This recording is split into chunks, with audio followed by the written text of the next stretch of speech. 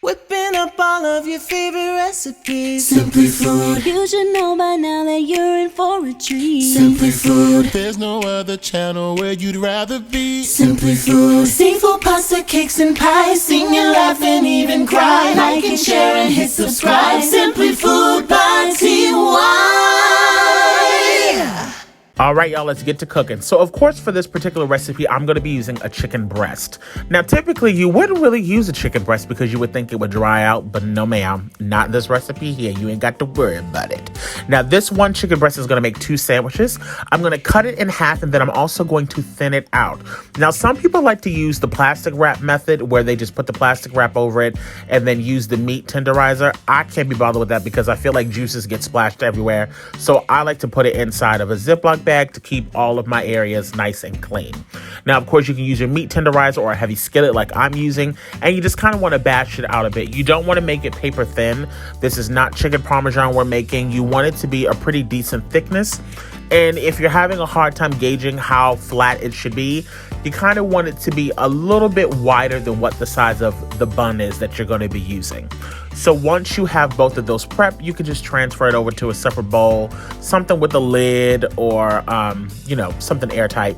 And then you're going to cover it with your buttermilk. Now, of course, you got to use the buttermilk. Ain't no way around it. Now, there is no particular measurement for how much, just enough to cover it. And then we're also going to put in a few splashes of hot sauce. I use crystals. You can use whatever kind you would like. That does not add any heat to it at all. So in all honesty, I don't really know why I do it. It's just a matter of habit. And I added a little bit of black pepper. Do not add any salt at this point because you do not need it. Once you give that a good shake around, work that arm out. Yes, God, yes, God. Then we're going to put it in the refrigerator. Let it sit for at minimum 1.5 hours. Or, the latest can be about, 6 hours, but you really ain't got to do all of that. Now, I'm just going to run down the list of the seasonings, so pay no attention to where my fingers are going. You're going to need 1/2 tablespoon of garlic powder, 1/2 tablespoon of onion powder, 1/2 teaspoon of cayenne pepper, 1/2 tablespoon of hot Creole seasoning, 1/2 tablespoon of seasoned all salt, 1/4 teaspoon of white pepper, 1/8 teaspoon of smoked paprika, 1.5 cups of flour, and then 1/3 cup of cornstarch. That cornstarch is really the trick here, people. That's really what's going to get you that extra crunch. So you definitely don't want to not add that. Now, of course, as you guys saw, I'm only using 1 chicken breast. So if you guys are going to make multiple sandwiches, you would need to double this entire recipe. So we can go ahead and just add in all of those seasonings that I just listed off. And then just go ahead and give this a good mix around, so that you can make sure that those seasonings are completely throughout. Now, if I were you at this point in stage, I would just stick to the sizes of how much I said as far as these seasonings, especially with the salt, because you can always add kosher salt at the end on top of the chicken breast when it freshly comes out the grease. Don't get out of control with adding too much salt right now because you'll ruin your chicken. So this is a really important step. Now, as you can see, I just took it out of the buttermilk, let some of it drain off, and now I'm putting it in our flour mixture. Now, if you wanted to, you could just do 1 flour dredge, but I mean, to me, that's real basic. Like, this right now, that's a basic chicken sandwich. And we ain't making basic chicken sandwiches. So put it back in the buttermilk. You hear me? Put it back in there. Because we're going to do double dredges on both of these chicken breasts. I think that is really, really important. And it also gives it that extra bit of crunch. Now, you don't have to worry about like huge, excessive chunks of flour breaking off in your mouth.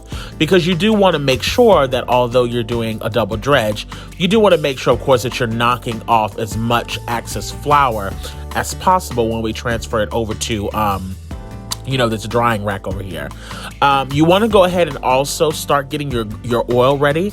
I use vegetable oil. You can use whatever type of oil that you would like. That is completely fine, except for olive oil. Do not fry your chicken in olive oil. Once you have your chicken nicely coated and you've knocked off that excess flour, you want to sit that on a rack to the side. Now, of course, you want to make sure that you leave this chicken out at room temperature. That's the reason why I said go ahead and start your oil. By the time your oil is ready, it'll be time to put the chicken in. Now we're going to focus on our little sauce. Now, this is kind of an optional thing. You don't have to do this. I'm adding in roughly about 1.5 to 2 tablespoons of mayonnaise, about a teaspoon worth of ketchup, and then of course a few dashes of hot sauce. Now, if you really wanted to make this sauce a bit spicier, you could also add cayenne pepper, or you could also add the Creole seasoning. That's completely up to you on how spicy you want it to be. And if you didn't want to use that at all, you could just use mayonnaise and sriracha. That's also really delicious, and you wouldn't have to do as many steps. But this is just kind of what I prefer. I would also suggest kind of doing this relatively early so that those seasons can really gel together. Now, y'all know I'm not a big pickle person, but I actually just decided to use bread and butter pickles for this recipe, and it turned out bomb. Of course, I'm going to use some brioche buns because what other kind of buns would you use for this type of recipe? Now, you want to make sure that you are slathering. You hear me? Slather these buns down in butter, honey. I'm using Kerrygold. Of course, you can use the regular Kerrygold. You can use whatever type of butter you want. You could use a garlic and herb butter. That's also great, but you want to make sure that you're doing it on the top and bottom. I just plop those in the oven at 350 until the buns were toasted. Just keep an eye on those so that you don't burn your bread. And now that our oil is nice and hot, although for some reason on my screen, it looks like that oil is not hot at all, but in person, it was out of control. So this is really strange the way it looks right now. But anyway, make sure your chicken is fully cooked. Check at the temperature. I'll put the temperature of what your chicken breast should be on the screen so that you guys know, for those of you that like to check the temperature. And then once your chicken is done, you want to make sure that you transfer it to a rack where the air can circulate all around it so that the chicken does not get soggy. At this point, if you wanted to, you could put a little bit of kosher salt, the coarse salt on the top of it, but you don't have to. To me, it's perfectly seasoned. Now, of course, now is when we're starting to add the condiments onto the buns. We are in the home stretch, people. You can add as much or as little as you would like. And like I said, I'm not a pickle person. I don't get pickles on any of my sandwiches. But I was like, I guarantee you somebody gonna say, well, where are the pickles at? So I said, you know what? At least let me try bread and butter pickles, because I do like those by themselves. And they actually turned out quite bomb on this. So you guys, that's literally it. That's all that there is to this. This is not complicated to make. But when I tell you this was hands down one of the best chicken sandwiches I probably have ever had, I don't know if it was because it was fresh or what the case was, but this sandwich turned out bomb. Do you hear me? Bomb. So I would highly advise you guys to try this recipe out. I think you're going to absolutely love it. Look, if you are new to my channel, welcome to Simply Food by TY.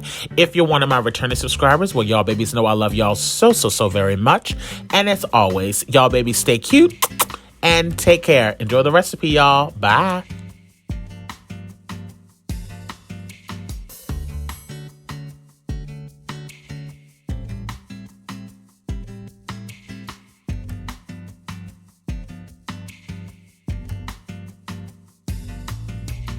Slaying in the kitchen. Simply Food by TY. We hope that you enjoyed it. Simply Food by TY. If you haven't took the time, make sure you subscribe. Thanks for watching. Thanks for watching. Thanks for watching Simply Food.